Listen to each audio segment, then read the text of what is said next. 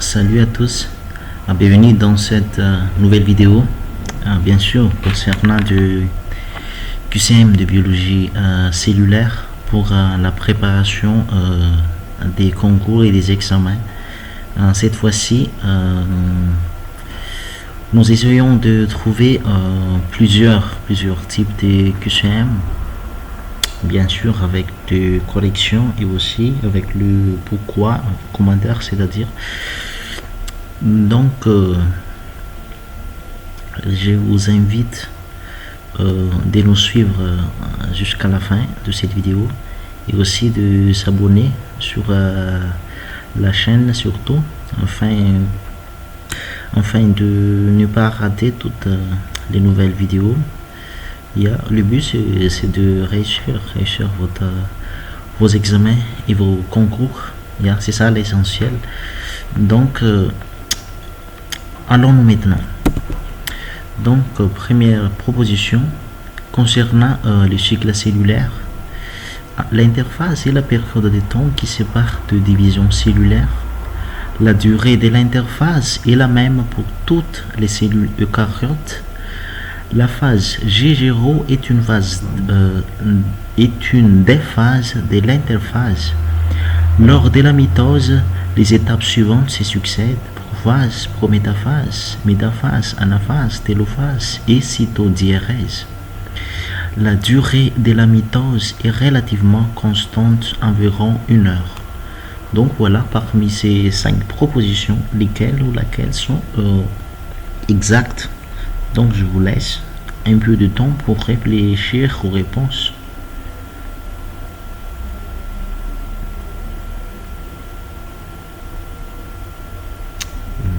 Voilà.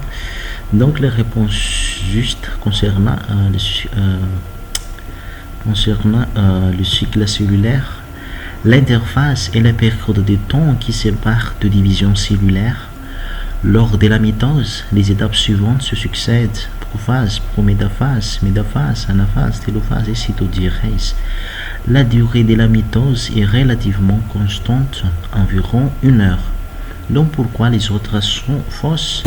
Donc parce que la durée de G1 et G2 est relativement variable d'un type cellulaire à l'autre. Et aussi l'interface n'est composée que des phases G1, S et G2. Ensuite, deuxième question, une cellule somatique humaine contient 46 chromosomes en phase G1, contient 92 chromosomes en phase G2, contient 46 molécules d'ADN en phase G1, contient 92 molécules d'ADN en phase G2, contient la même quantité d'ADN en phase G1 et en phase G2. Voilà, donc c'est à vous de jouer. Allez.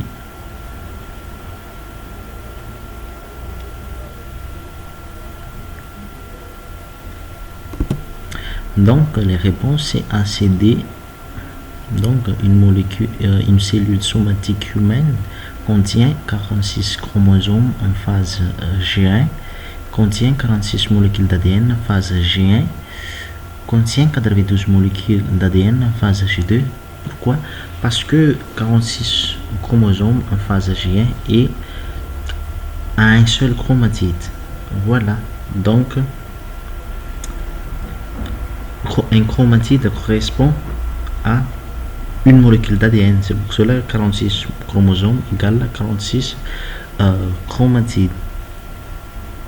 Et en phase G2 contient 92 molécules d'ADN parce que à ce temps-là, l'ADN est dupliqué, c'est-à-dire dédoublé. Donc la quantité d'ADN est deux fois, c'est-à-dire 46 fois 2. Pourquoi les autres sont fausses? Parce qu'une cellule somatique humaine contient 46 chromosomes en phase G2 et chaque chromosome est composé de 2 chromatides, comme je viens de dire tout à l'heure, donc et 2 molécules d'ADN, soit au total 92 molécules d'ADN. Une cellule somatique humaine contient 2 fois plus d'ADN en G2 qu'en G1 car l'ADN a été répliqué en phase S. Voilà. Concernant l'interphase, la cohésine se met en place pendant la phase G1. La phase G1 est une phase de croissance cellulaire durant laquelle se déroule simultanément la réplication, la transcription et la traduction. L'ADN est répliqué selon des mécanismes semi-conservatifs. La cohésine est une protéine jouant un rôle majeur dans la condensation de l'ADN. La phase G2 est considérée comme une phase de décision. Donc, parmi tout ça, quelles sont alors les réponses justes? Donc, je vous donne un peu de temps pour réfléchir aux réponses.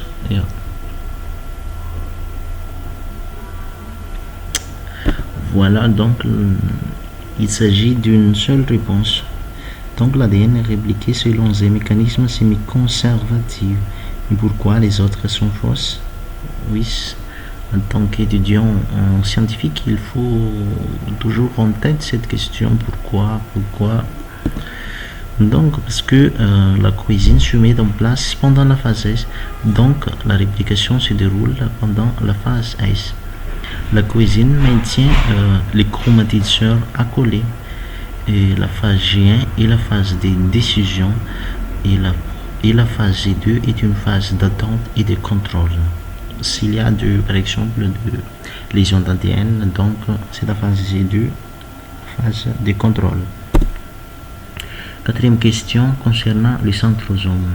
Les centrosomes est composé de deux centrioles perpendiculaires et de matériel péricentriolaire.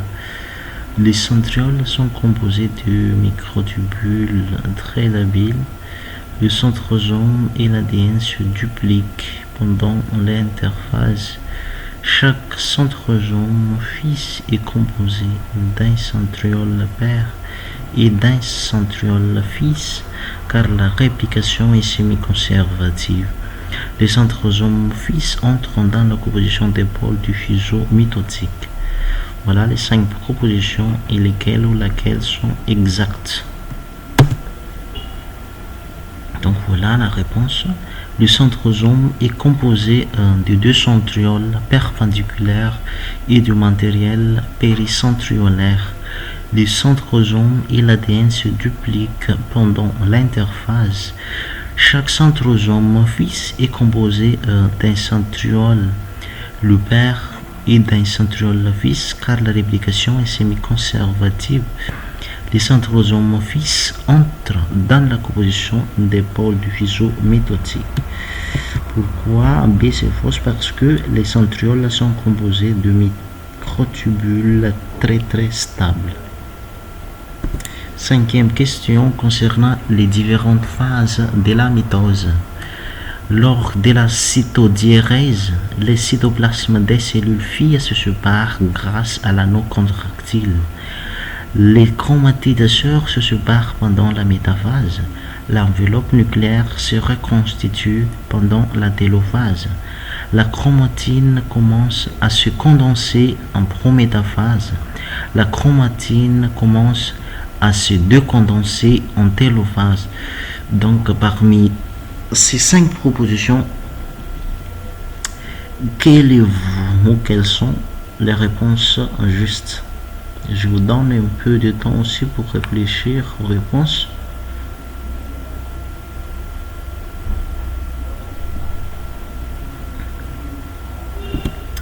Voilà donc, lors de la cytodiérèse, les cytoplasmes des cellules filles se séparent grâce à l'anneau contractile. L'enveloppe nucléaire se reconstitue pendant la télophase. La chromatine commence à se décondenser en télophase. Pourquoi B et D sont fausses? Parce que le chromatide sœur se sépare pendant l'anaphase. La chromatine commence à se condenser en prophase. Sixième question concernant les différentes phases de la mitose. Le nucléole disparaît en prophase. En métaphase, les deux kinétochores de chaque chromosome sont reliés à un pôle différent de la cellule. La prométaphase est marquée par la rupture de l'enveloppe nucléaire. L'anneau contractile se met en place pendant la cytodiérèse. Les kinétochores se fixent aux chromatides pendant la prométaphase. Voilà les 5 propositions. Donc, quelles sont les réponses exactes? Quelle est la réponse exacte? Donc, la réponse exacte, le nucléole disparaît en prophase. En métaphase, les deux kinétochores de chaque chromosome sont reliés à un pôle différent de la cellule. La prométaphase est marquée par la rupture de l'enveloppe nucléaire. Pourquoi D et E sont fausses? Parce que l'anneau contractile se met en place pendant la télophase et aussi les microtubules se fixent au kinétochore pendant la prométaphase. 7e question concernant la chromatine et la mitose. L'ADN atteint son état de condensation maximale pendant la métaphase. La condensation de l'ADN est due à la phosphorylation de nucléotides par le MPF. La condensation de l'ADN est due à la phosphorylation des histones nucléosomiques par le MPF. La condensine permet la formation de boucles d'ADN. La topoisomérase 2 permet l'individualisation des chromatides sœurs de chaque chromosome. Voilà, je vous donne un peu de temps pour réfléchir aux réponses.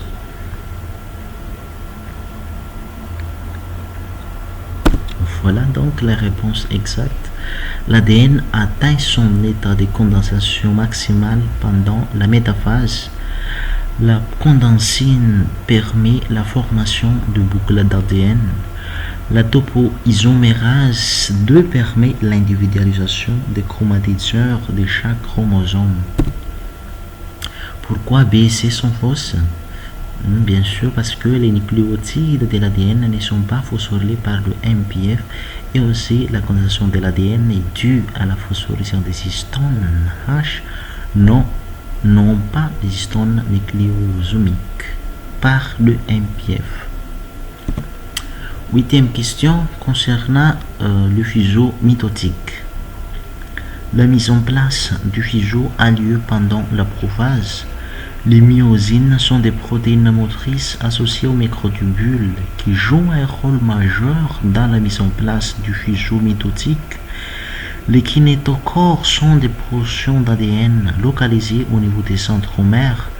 Les microtubules kinétochoriens relient les chromatides aux centrosomes. Lors de la métaphase, les microtubules astériens provenant des pôles opposés se chevauchent à l'équateur de la cellule. Quelles sont donc les réponses exactes d'après vous?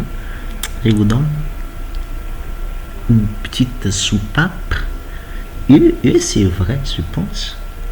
On verra. Oui, bien sûr, et c'est correct. Oui, donc, je vais donner une réponse.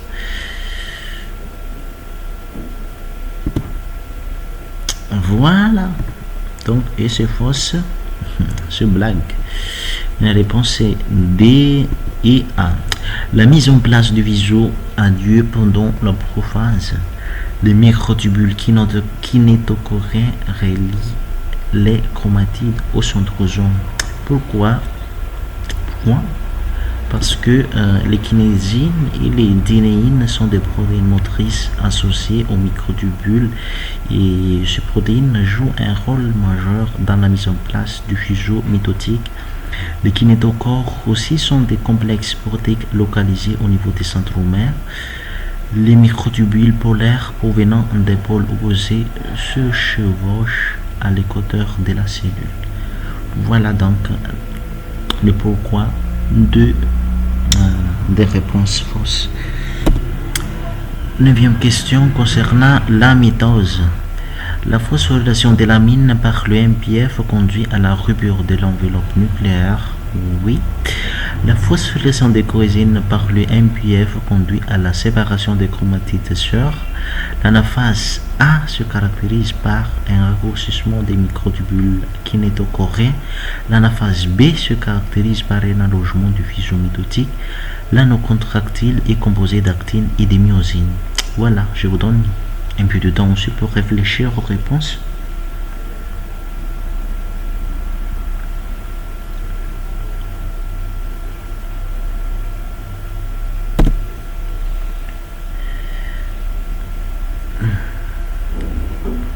Voilà donc les réponses. La phosphorylation de l'amine par l'MPF conduit à la rupture de l'enveloppe nucléaire. L'anaphase A se caractérise par un raccourcissement des microtubules kinétochoriens et celle de l'anaphase B se caractérise par un allongement du fuseau mitotique. L'anocontractile est composé d'actine et de myosine qui sont, oui, myosine, actine, ce sont de protéines contractiles qui se trouvent par exemple au niveau des muscles striés, ouais, qui permet de se mouvoir. Pourquoi en B c'est fausse? Parce que la dégradation des coésines par la séparase conduit à la séparation des chromatides sœurs. Dernière question pour cette partie. Mais non. Oui, pour cette partie, cycle cellulaire, mais il y aura encore après. La cytodiérèse, concernant la mitose, la cytodiérèse a lieu suite à la cariocinèse. La contraction de l'anneau d'actine et de myosine fait apparaître le corps intermédiaire pendant la télophase. C'est l'inactivation du MPF couplée à l'activation des phosphatases provoque la déphosphorylation de l'amine, expliquant la décondensation de l'ADN en télophase. En métaphase, chaque chromosome est composé de deux chromatides sœurs, chacune étant reliée au même centrosome. En télophase, les chromosomes sont séparés en deux lots et composés de deux chromatides. Voilà.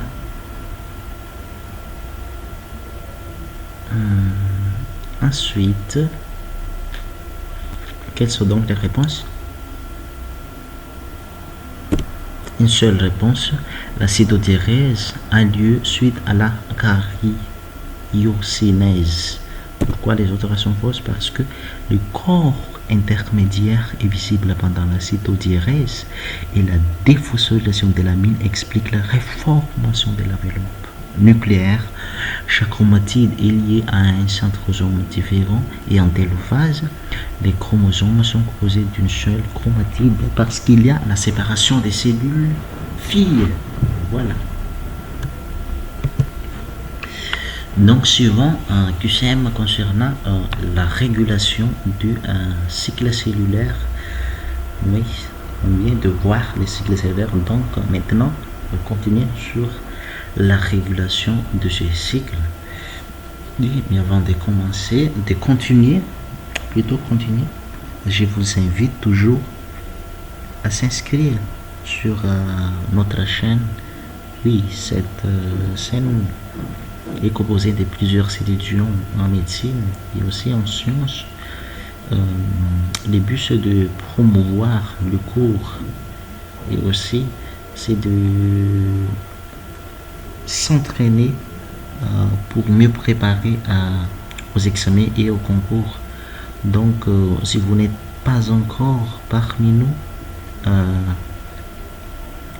veuillez cliquer sur s'abonner pour recevoir en permanence les nouvelles vidéos. Oui, bien sûr, ce sont des questions qui s'aiment pour la préparation des concours et aussi il y a aussi des leçons simples, faciles à comprendre concernant les cours qui sont très difficiles.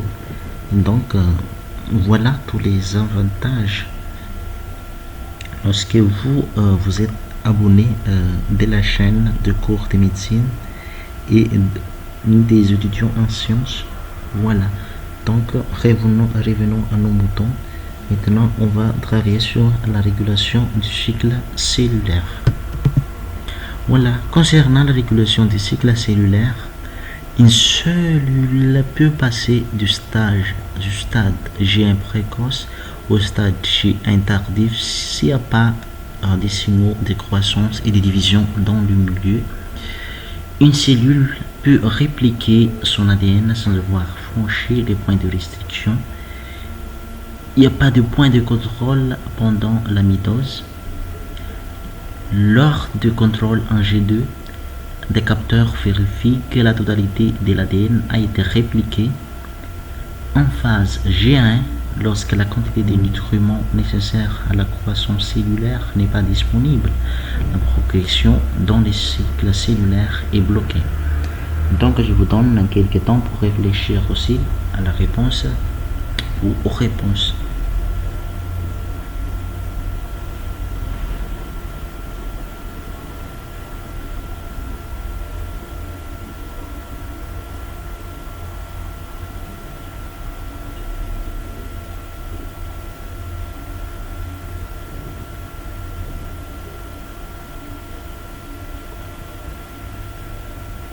Et c'est très beaucoup.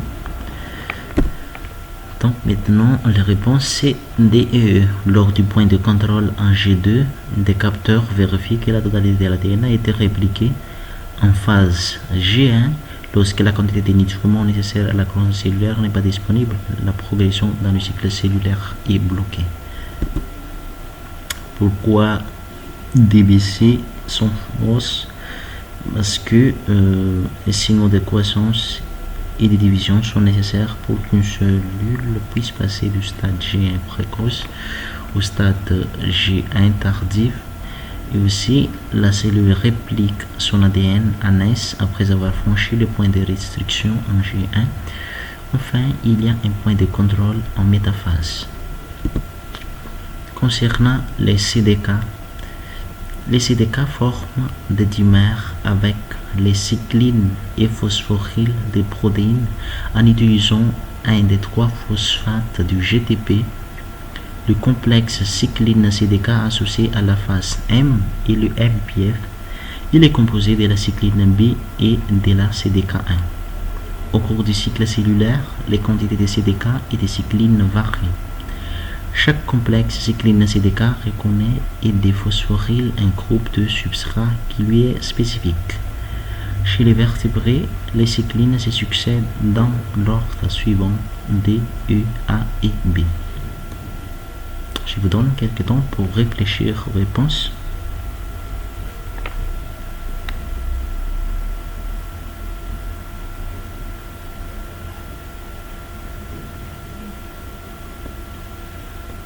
Voilà donc les réponses. Le complexe cycline CDK associé à la phase M et le MPF, il est composé de la cycline B et de la CDK1. Chez les vertébrés, les cyclines se succèdent dans l'ordre suivant D, E, A et B. Pourquoi les autres sont fausses? Parce que les CDK utilisent le troisième phosphate de l'ATP et aussi la quantité de CDK est constante au cours du cycle. Voilà. Et enfin, les CDK sont des kinases et phosphorylent leur substrat. Donc, ce sont les phosphatases qui déphosphorylent leur substrat. Voilà. Concernant la régulation des complexes cycline CDK, P16 et P21 sont des CKI inhibant des complexes G1 CDK et G1 HCDK. P53 est une protéine qui se fixe sur le complexe G1 CDK et l'inhibe. SCF et APC sont des complexes à activité ubiquitine ligase. CAK et WEE1 sont des protéines kinases, tandis que les CDC25 est une protéine phosphatase. CAK et WEE1 et CDKC25 ont des cyclines pour substrat. Quelles sont les réponses exactes? Bien sûr. Donc, SCF et APC sont des complexes à activité ubiquitine ligase et CAK et WEA sont des protéines kinases, tandis que CDC25 est une protéine phosphatase. Pourquoi les autres sont fausses? Parce que PE16 n'inhibe que G1 CDK. Et P53 n'est pas une CKI, mais un facteur de transcription activé lors des lésions de l'ADN. Donc, P53, c'est un facteur de transcription très très important qui joue un rôle très important aussi pour l'inhibition du cancer. Et aussi, et CAK, WE1 et CDC25 ont les CDK pour substrat. Voilà. Quatrième question concernant la régulation des complexes cyclines CDK. CAK est une protéine kinase qui fixe un phosphate activateur sur la CDK du complexe. CDC25 est une protéine phosphatase qui détache les deux phosphates inhibiteurs ajoutés par la protéine kinase MDM2. Seules les protéines ubiquitinées sont dégradées par le protéasome. Le protéasome est un complexe multi-enzymatique composé de protéases fonctionnant pH acide. La dégradation par les protéasomes est ATP indépendante. Voilà les propositions. Donc, vous allez choisir quoi? Donc, les réponses sont CAK est une protéine kinase qui fixe un phosphate activateur sur la CDK du complexe. Seules les protéines ubiquitinylées sont dégradées par le protéasome. Pourquoi? Parce que les deux phosphates inhibiteurs sont ajoutés par WE1. MDM2 est une protéine activée ubiquitine ligase. Les protéases du protéasome fonctionnent à pH neutre mais non pas à pH acide. Et aussi la dégradation par les protéasomes consomme de l'ATP. Cinquième question concernant les mitogènes. Les mitogènes sont des protéines hydrophiles sécrétées qui stimulent la division cellulaire, se fixent sur des récepteurs cytosoliques spécifiques, agissent pendant la phase G2, agissent en levant l'inhibition des complexes cyclines CDK maintenus par les CKI, influencent le franchissement du point de restriction. Voilà, quelles sont les réponses justes?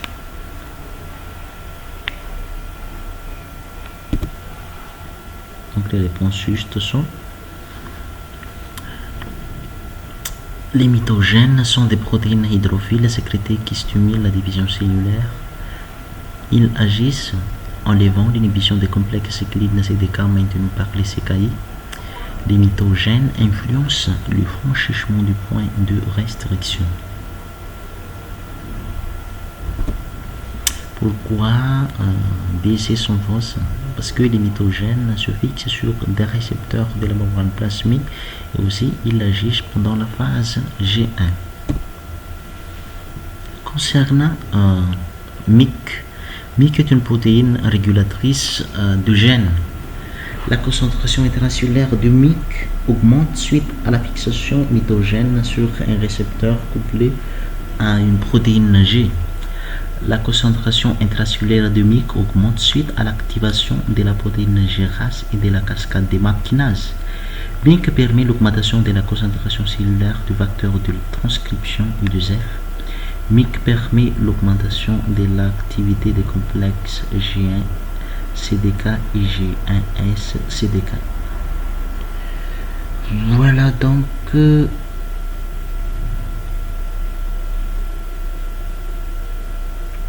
vous allez choisir quoi? Ok, on va vite. Donc, le MYC est une protéine régulatrice de gènes. La concentration intracellulaire de MYC augmente suite à l'activation de la protéine GRAS et de la cascade des MAP kinases. Le MYC permet l'augmentation de la concentration cellulaire du facteur de transcription U2F. MIC permet l'augmentation de l'activité des complexes G1-CDK et G1-SCDK. B, c'est fausse parce que les mitogènes se fixent à des récepteurs enzymatiques. Concernant la protéine RB, en phase G1 précoce, la protéine RB est un frein à la progression dans le cycle cellulaire. En présence de mitogènes, la protéine RB est phosphorylée par les complexes G1-CDK. La phosphorylation de la protéine JRB diminue son affinité pour le facteur de transcription SCF. Le facteur de transcription séquestré par la protéine RB stimule la transcription des gènes codants pour la cycline M. Le facteur de transcription séquestré par la protéine RB inhibe la transcription de son gène. Il s'agit d'être contre contrôle négatif. Donc voilà les 5 propositions. Quelles sont alors les réponses justes? En phase G1 précoce, la protéine RB est un frein à la progression dans le cycle cellulaire. En présence de mitogènes, la protéine RB est phosphorylée par le complexe G1-CDK. Pourquoi ces deux sont fausses? Parce que la phosphorylation de la protéine RB diminue son affinité pour le facteur de transcription E2F. Donc il faut faire attention parce que SCF est un complexe à activité ubiquitine ligase. E2F stimule la transcription des gènes codant les cyclines G1-MS et E2F active la transcription de son gène. Voilà. 8e question concernant la progression dans le cycle cellulaire. Tant que la réplication de l'ADN n'est pas terminée, le MPF est maintenu inactif. Tant que la réplication de l'ADN n'est pas terminée, la CDK du MPF porte 2 phosphates inhibiteurs ajoutés par la kinase WU1. Lorsque la réplication de l'ADN est terminée, la phosphatase CDC25 est activée. D. En phase M, le MPF actif ne porte plus de phosphate sur sa CDK. Et tant qu'au moins un kinétochore n'est pas fixé au fuseau de microtubules, CDC20 ne peut pas se fixer sur l'APC. Parmi ces 5 propositions, quelles sont les réponses justes? Je vous donne un peu de temps pour réfléchir aux réponses comme d'habitude.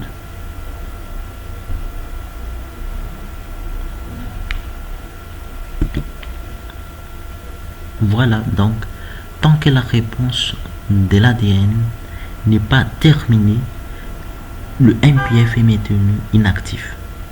Tant que la réplication de l'ADN n'est pas terminée, la CDK du MPF porte 2 phosphates inhibiteurs ajoutés par la kinase WU1. Lorsque la réplication de l'ADN est terminée, la phosphatase CDC25 est activée. Et tant qu'au moins un kinétochore n'est pas fixé au fuseau de microtubules, CDC20 ne peut pas se fixer sur l'APC. Oui, exactement. Donc, D c'est fausse parce que le MPF actif porte un phosphate activateur rajouté par la kinase CAK. 9e question concernant l'APC. L'APC est un complexe activité ubiquitine ligase dont l'activité est constante au cours du cycle cellulaire. La sous-unité activatrice de l'APC est CDC25. Les cibles de l'APC sont la CDK du MPF et la sécurine. L'activation de l'APC conduit à la dégradation des coésines par le protéasome et la ségrégation des chromatideurs. L'activation de l'APC conduit à la sortie des mitoses. Voilà parmi ces 5 propositions lesquelles sont exactes ou inexactes. Voilà, il s'agit d'une seule réponse, mes amis. Donc, l'activation de l'APC conduit à la sortie des mitoses. Et pourquoi les autres sont fausses? Parce que l'activité de l'APC varie au cours du cycle cellulaire, contrairement à celle du SCF, qui est constante. La sous-unité activatrice de l'APC est CDC20 et CDC25 est une phosphatase. Donc les cibles de l'APC sont la cycline DMPF, cycline B et la sucrine. L'activation de l'APC conduit à la dégradation des coésines par la séparase. Donc c'est la sucrine qui est dégradée par le protéasome. Attention, attention. 10e question à propos des lésions de l'ADN. Une cellule dont l'ADN est endommagé a la capacité de bloquer son cycle cellulaire en phase G1 ou en phase G2. Suite à des lésions de l'ADN, le facteur de transcription B21 joue un rôle majeur dans le blocage du cycle cellulaire en fin de phase G1. En phase G1, des lésions dans l'ADN provoquent l'inhibition de la phosphatase CDC25. En phase G2, des lésions dans l'ADN provoquent un maintien du MPF à l'état inactif. Des mutations affectant les gènes intervenant dans les points de contrôle des lésions de l'ADN favorisent les cancers. Voilà les 5 propositions. Donc vous allez choisir quoi comme réponse. Un peu de temps pour vous afin de réfléchir.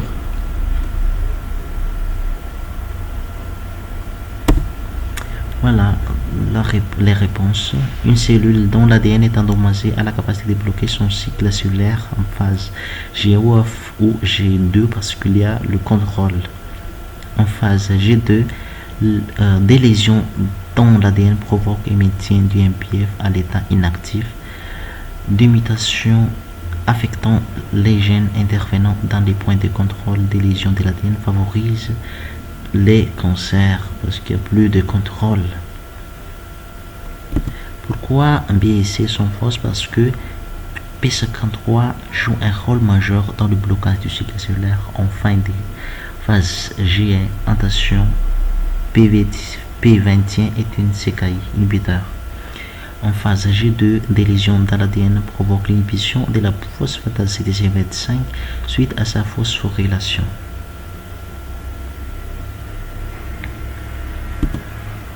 Onzième question concernant la protéine P53.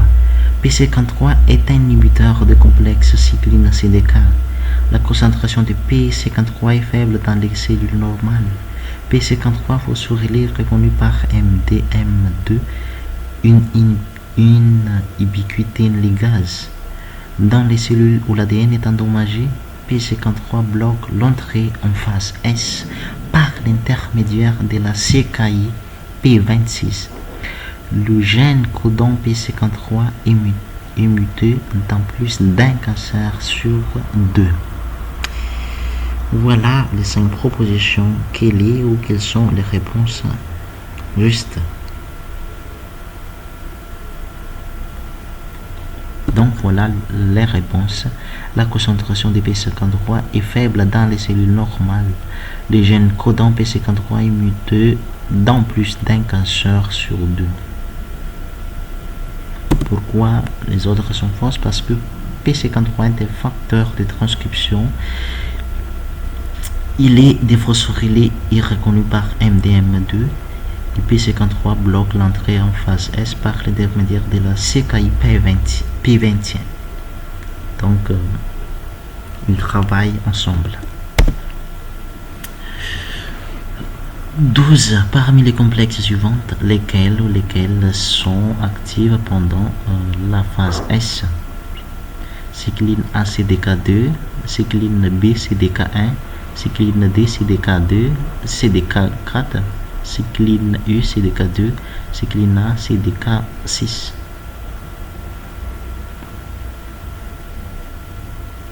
Voilà, la réponse est cycline A CDK2. Pourquoi? Parce que chaque complexe est spécifique d'une phase. Parmi les molécules suivantes, CTC20, PVT1, U2F, CDC25, SCF. Donc, première question, laquelle ou lesquelles sont une des phosphatases? 2. Laquelle ou lesquelles sont une des facteurs de transcription? D'après vous? Voilà la réponse. Donc, parmi ces cellules, donc, une phosphatase, c'est CDC25 et facteur de transcription, c'est U2F. Voilà pour 13. Donc, avant de terminer, je vous invite toujours à s'inscrire, à s'abonner sur la chaîne des étudiants en médecine et en sciences afin de recevoir les cours et aussi les nouvelles vidéos pour la préparation des concours et des examens. Et si vous avez appris quelque chose, ça me fait plaisir si vous allez mettre un pouce bleu, dire aimer cette vidéo, partager aussi afin que vos amis puissent la regarder, et aussi mettez dans les commentaires votre suggestion pour l'amélioration de la vidéo, par exemple, parce que je vois que la vidéo c'est pas très bien, la qualité de la vidéo, mais les contenus c'est très bien. Tout ce que nous avons mis dans les vidéos sont vrais, exacts, parce que nous travaillons ensemble avec des professeurs. Et aussi mettez dans les commentaires aussi votre souhait, les cours que vous voulez avoir, ou les cours que vous voulez travailler, c'est-à-dire les cours où vous souhaitez recevoir des questions choix multiples, c'est-à-dire qui s'aiment avec réponse et commentaires. Donc dites-nous sur le commentaire. Voilà, nous allons voir vos commentaires et nous allons faire des recherches. Nous allons faire le mieux pour satisfaire vos besoins. L'essentiel pour nous, c'est que vous aussi réussirez vos études, que vous devenez bien sûr des professeurs, c'est-à-dire que vous atteignez vos objectifs. Voilà. Donc merci encore, c'est terminé pour cette partie.